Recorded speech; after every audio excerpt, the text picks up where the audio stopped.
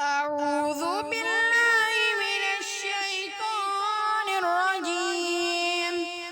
بسم الله الرحمن الرحيم. الحمد لله الذي أنزل على عبده الكتاب ولم يجعل له عوجا قيما لينذر بأسا شديدا من لدنه ويبشر المؤمنين الذين يعملون الصالحات أن لهم أجرا حسنا ماكثين فيه أبدا وينذر الذين قالوا اتخذ الله ولدا ما لهم به من علم ولا لآبائهم كبرت كلمة تخرج من أفواههم إن يقولون إلا كذبا فلعلك باخع نفسك على آثارهم إن لم يؤمنوا بهذا الحديث أسفا إنا جعلنا ما على الأرض زينة لها لنبلوهم أيهم أحسن عملا وإنا لجاعلون ما عليها صعيدا جرزا أم حسبت أن أصحاب الكهف والرقيم كانوا من آياتنا عجبا إذ أوى الفتية إلى الكهف فقالوا ربنا آتنا من لدنك رحمة وهيئ لنا من أمرنا رشدا فضربنا على آذانهم في الكهف سنين عددا ثم بعثناهم لنعلم أي الحزبين أحصى لما لبثوا أمدا نحن نقص عليك نبأهم بالحق إنهم فتية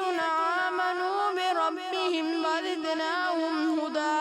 وربطنا على قلوبهم إذ قاموا فقالوا ربنا رب السماوات والأرض لن ندعو من دونه إلها لقد قلنا إذا شططا هؤلاء قوم اتخذوا من دونه آلهة لولا يأتون عليهم بسلطان بين فمن أظلم ممن افترى على الله كذبا وإذ اعتزلتموهم وما يعبدون إلا الله فأووا إلى الكهف ينشر لكم ربكم من رحمته ويهيئ لكم من أمركم مرفقا وترى الشمس إذا طلعت تزاور عن كهفهم ذات اليمين وإذا غربت تقرضهم ذات الشمال وهم في فجوة من ذلك من آيات الله من يهد الله فهو المهتد ومن يضلل فلا تجد له وليا مرشدا وتحسبهم أيقاظا وهم رقود ونقلبهم ذات اليمين وذات الشمال وقلبهم باسط ذراعيه بالبصير لو اطلعت عليهم لوليت منهم فرارا ولملئت منهم رعبا وكذلك بعثناهم ليتساءلوا بينهم قال قائل منهم كم لبثتم قالوا لبثنا يوما أو بعض يوم قالوا ربكم أعلم بما لبثتم فابعثوا أحدكم بورقكم هذه إلى المدينة فلينظر أيها أزكى طعاما فليأتكم برزق منه وليتلطف ولا يشعرن بكم أحدا إنهم إن يظهروا عليكم يرجموكم أو يعيدوكم في ملتهم ولا تفلحون وكذلك عثرنا عليهم ليعلموا أن وعد الله حق وأن الساعة لا ريب فيها إذ يتنازعون بينهم أمرهم فقالوا ابنوا عليهم بنيانا ربهم أعلم بهم قال الذين غلبوا على أمرهم لنتخذن عليهم مسجدا سيقولون ثلاثة رابعهم كلبهم ويقولون خمسة سادسهم كلبهم رجما بالغيب ويقولون سبعة ثامنهم كلبهم قل ربي أعلم بعدتهم لا يعلمهم إلا قليل فلا تمار فيهم إلا مراء ظاهرا ولا تستفت فيهم منهم أحدا ولا تقولن لشيء فاعل ذلك غدا إلا أن يشاء الله واذكر ربك إذا نسيت وقل عسى أن يهديني ربي لأقرب من هذا رشدا ولبثوا في كهفهم 300 سنين وازدادوا 9 قل الله أعلم بما لبثوا له غيب السماوات والأرض أبصر به وأسمع ما لهم من دونه من ولي ولا يشرك في حكمه أحدا واتل ما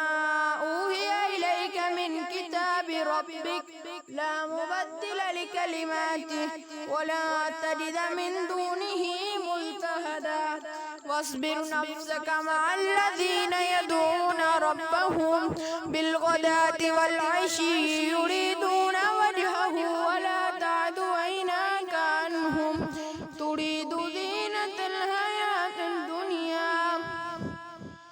ولا تطع من أغفلنا قلبه عن ذكرنا واتبع هواه وكان أمره فرطا وقل الحق من ربكم فمن شاء فليؤمن ومن شاء فليكفر إنا أعتدنا للظالمين نارا أحاط بهم سرادقها وإن يستغيثوا يغاثوا بماء كالمهل يشفي الوجوه بئس الشراب وساءت مرتفقا إن الذين آمنوا وعملوا الصالحات إنا لا نضيع أجر من أحسن عملا أولئك لهم جنات عدن تجري من تحتهم الأنهار يحلون فيها من أساور من ذهب ويلبسون ثيابا خضرا من سندس واستبرق متكئين فيها على الأرائك نعم الثواب وحسنت مرتفقا واضرب لهم مثل الرجلين جعلنا لأحدهما جنتين من أعناب وحففناهما بنخل وجعلنا بينهما زرعا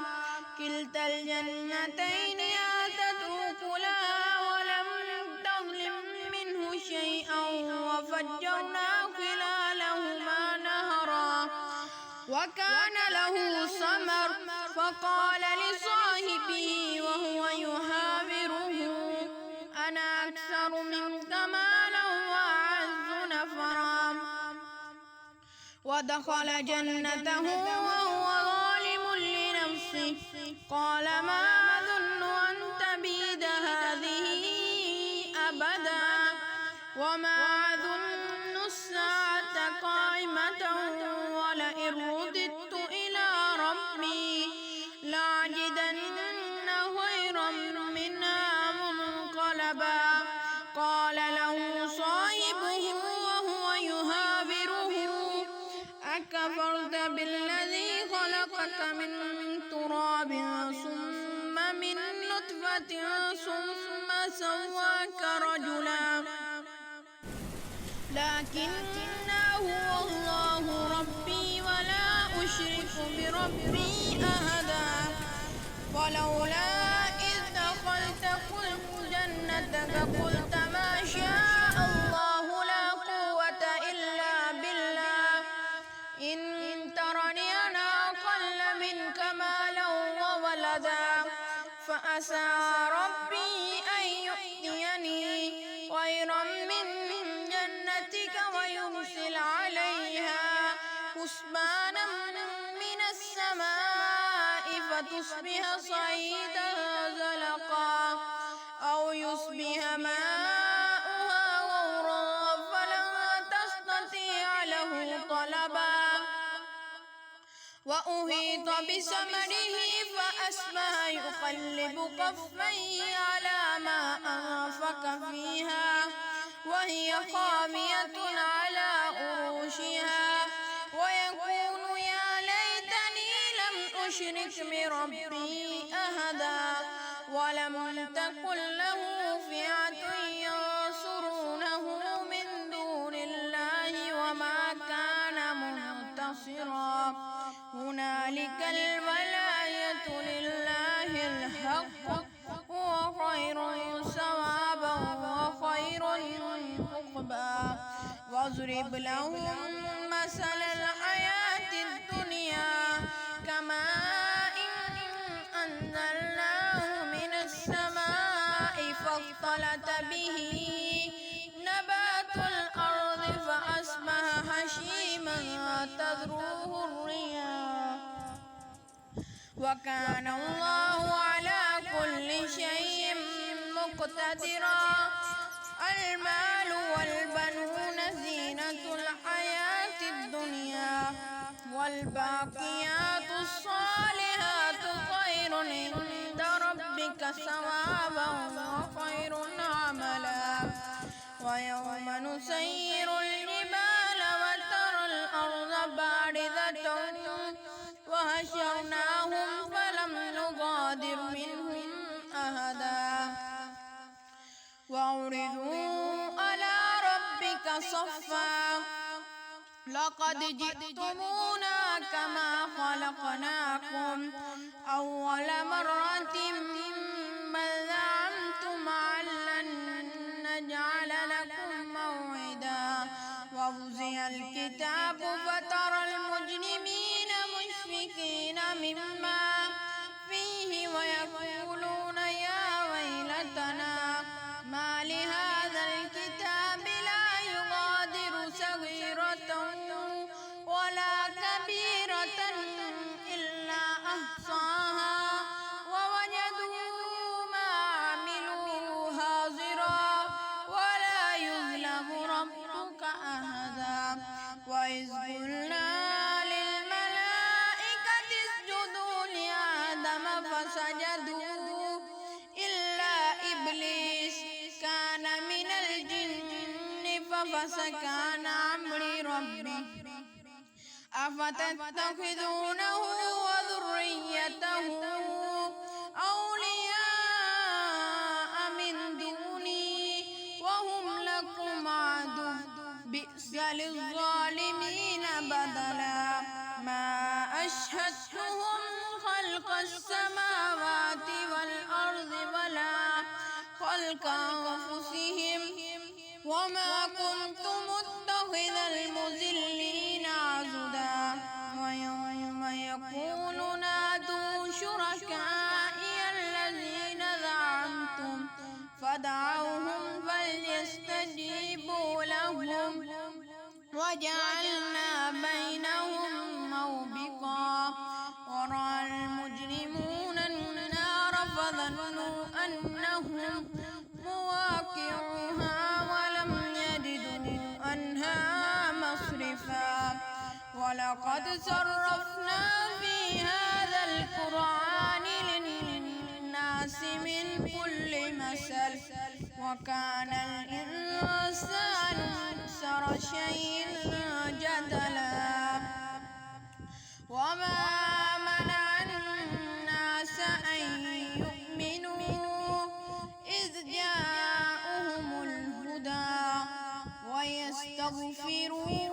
ربهم إلا أن تأتيهم سنة الأولين أو يأتيهم العذاب قبلا وما نرسل المرسلين إلا مبشرين ومنذرين ويجادل الذين كفروا بالباطل ليدحضوا به الحق واتخذوا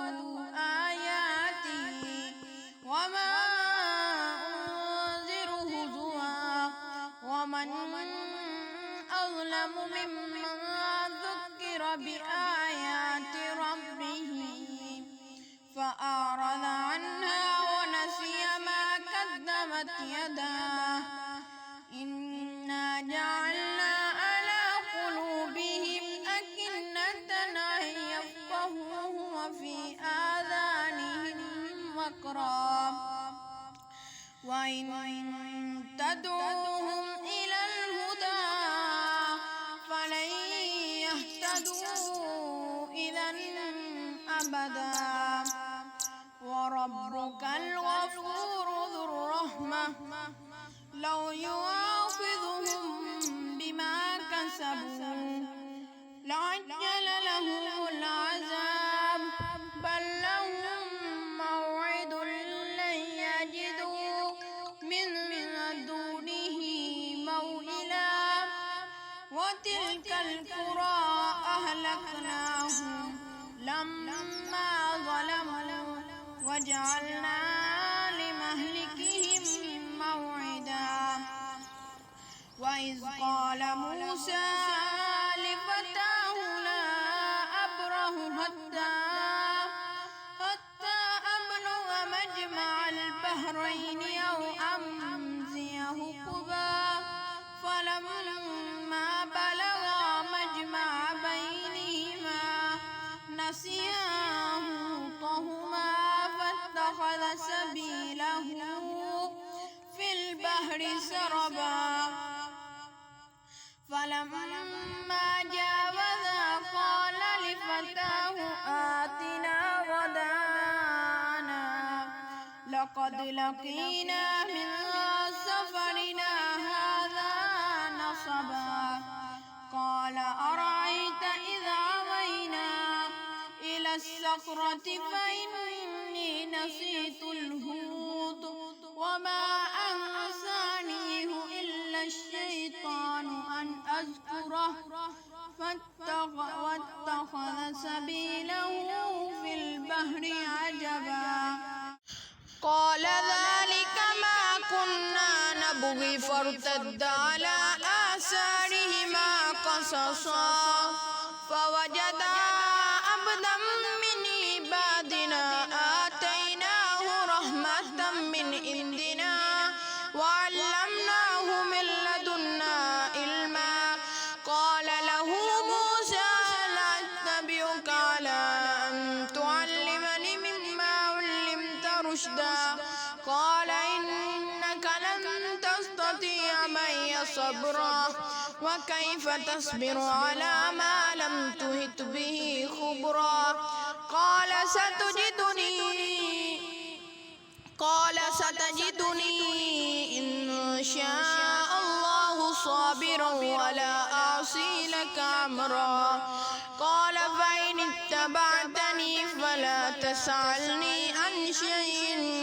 حتى أحدث لك منه ذكرا فانطلقا حتى إذا ركبا في السفينة خرقها قال أخرقتها لتغرق أهلها لقد جئت شيئا إمرا قال ألم أقل إنك لن تستطيع معي صبرا قال لا تؤاخذني بما نسيت ولا ترهقني من أمري يسرا فانطلقا حتى إذا لقيا غلاما فقتله قال أقتلت نفسا زكية بغير نفس لقد جئت شيئا نكرا. قال ألم أقل لك إنك لن تستطيع معي صبرا. قال إذا سألتك عن شيء بعدها فلا تصاحبني قد بلغت من لدني عذرا. فانطلقا حتى إذا أتيا أهل قرية استطعما أهلها فأبوا أن يضيفوهما فوجدا فيها جدارا يريد أن ينقض فأقامه. قال لو شئت لاتخذت عليه أجرا. قال هذا فراق بيني وبينك سأنبئك بتأويل ما لم تستطع عليه صبرا. أما السفينة فكانت لمساكين يعملون في البحر فأردت أن أعيبها وكان وراءهم ملك يأخذ كل سفينة غصبا. وأما الغلام فكان أبواه مؤمنين فخشينا أن يرهقهما طغيانا وكفرا فأردنا أن يبدلهما ربهما خيرا منه زكاة وأقرب رحما. وأما الجدار فكان لغلامين يتيمين في المدينة وكان تحته كنز لهما وكان أبوهما صالحا فأراد ربك أن يبلغا أشدهما ويستخرجا كنزهما رحمة من ربك وما فعلته عن أمري ذلك تأويل ما لم تستطع عليه صبرا. ويسألونك عن ذي القرنين قل سأتلو عليكم منه ذكرا. إنا مكنا له في الأرض وآتيناه من كل شيء سببا فأتبع سببا حتى إذا بلغ مغرب الشمس وجدها تغرب في عين حمية ووجد عندها قوما قلنا يا ذا القرنين إما أن تعذب وإما أن تتخذ فيهم حسنا. قال أما من ظلم فسوف نعذبه ثم يرد إلى ربه فيعذبه عذابا نكرا. وأما من آمن وعمل صالحا فله جزاء الحسنى وسنقول له من أمرنا يسرا. ثم أتبع سببا حتى إذا بلغ مطلع الشمس وجدها تطلع على قوم لم نجعل لهم من دونها سترا كذلك وقد أحطنا بما لديه خبرا. ثم أتبع سببا حتى إذا بلغ بين السدين وجد من دونهما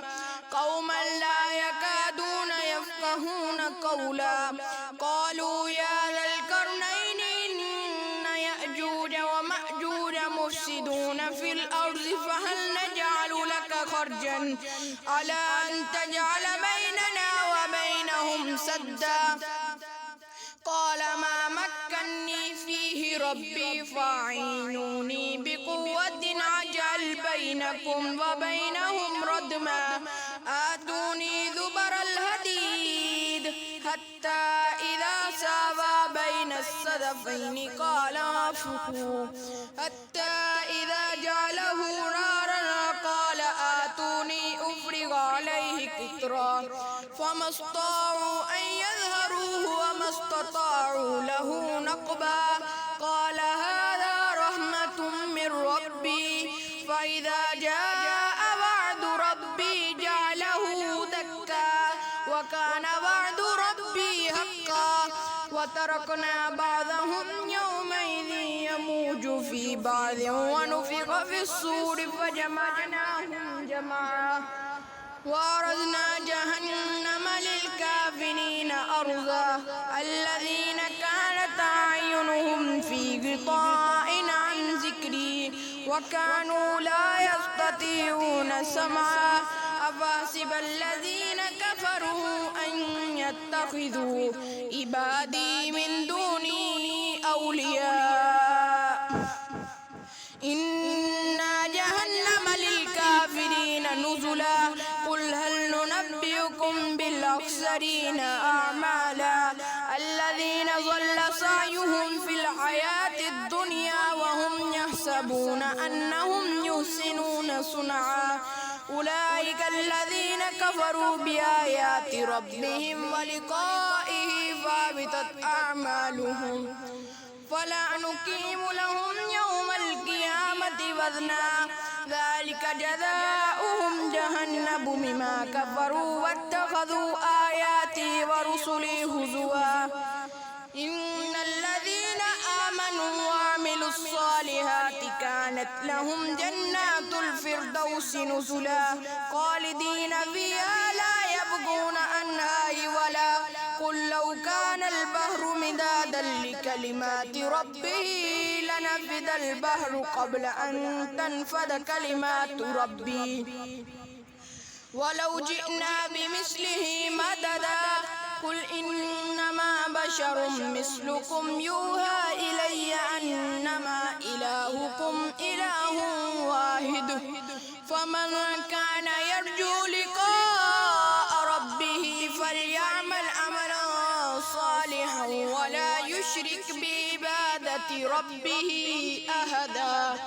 صدق الله